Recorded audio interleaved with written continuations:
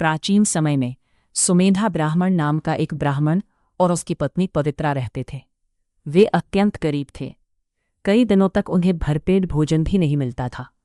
सुमेधा अपनी पत्नी की दशा देखकर बहुत दुखी रहता था और सोचता था कि किसी दूसरे देश में जाकर धन कमाए। एक दिन उसने अपनी पत्नी से कहा, मैं धन कमाने के लिए बाहर जाना चाहता हूं। ये सुनकर पवित्रा ने कहा, स्वामी, जो भाग्य में लिखा है वही मिलता है। यदि भाग्य में धन होता तो अब तक मिल गया होता। आप मुझे छोड़कर मत जाइए। हम भगवान पर विश्वास रखें। कुछ समय बाद उनके घर महर्षि कौंडिन्य पधारे। दोनों ने श्रद्धापूर्वक उनकी सेवा की।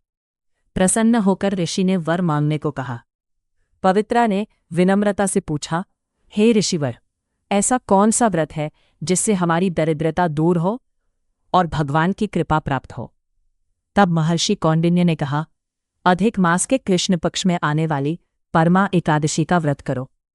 यह व्रत सभी पापों और दुखों को दूर करने वाला है। इसके साथ पंचरात्रि व्रत भी करने से विशेष पुण्य मिलता है। ऋषि के बताए अनुसार सुमेधा और पवित्रा ने श्रद्धा, भक्ति और नियम पूर्वक परमा एकादशी का व्रत किया। भगवान विष्णु उनकी भक्ति से प्रसन्न हुए। कुछ समय बाद उन्हें धन, सुख और सम्मान की प्राप्ति हुई। उनका जीवन आनंदमय हो गया और अंत में उन्हें भगवान विष्णु के धाम की प्राप्ति हुई। परमा एकादशी पूजा विधि। 1. एकादशी के दिन प्रातः ब्रह्म मुहूर्त में उठकर स्नान करें। 2. स्वच्छ वस्त्र धारण करके व्रत का संकल्प ले। 3. भगवान विष्णु की प्रतिमा या चित्र स्थापित करें। 4. उन्हें पीले फूल, तुलसी दल, धूप, दीप और नैवेद्य अर्पित करें। 5. ओम नमो भगवते वासुदेवाय मंत्र का जप करें। 6. विष्णु सहस्रनाम या गीता का पाठ करें। 7. दिन भर सात्विक आचरण रखें और भगवान का स्मरण करें। 8. रात्रि में भजन कीर्तन और जागरण करें। 9.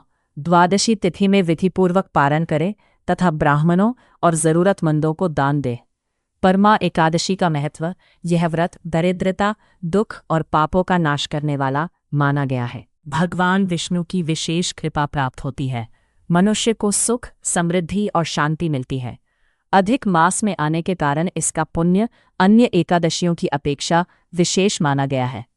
इस व्रत से अंततः मोक्ष की प्राप्ति का मार्ग प्रशस्त होता है। कथा से मिलने वाली शिक्षा। इस कथा से यह शिक्षा मिलती है कि कठिन से कठिन परिस्थितियों में भी धैर्य, श्रद्धा और भगवान पर विश्वास नहीं छोड़ना चाहिए।